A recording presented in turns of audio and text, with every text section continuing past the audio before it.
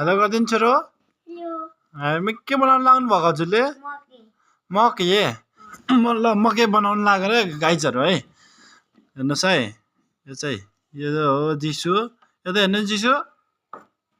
ल क्लेको चाहिँ मकै बनाउनु लाग्नु भएको रे फाइनल कस्तो हुन्छ है हेरौँ है मकै चाहिँ है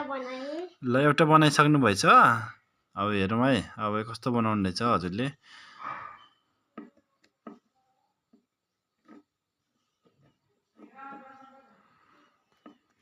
यो चाहिँ बनाउने मान्छे हो मकै अब यही मकै खाने हो हामी चाहिँ पोलेर मिठो हुन्छ भुटेर मिठो हुन्छ छोरो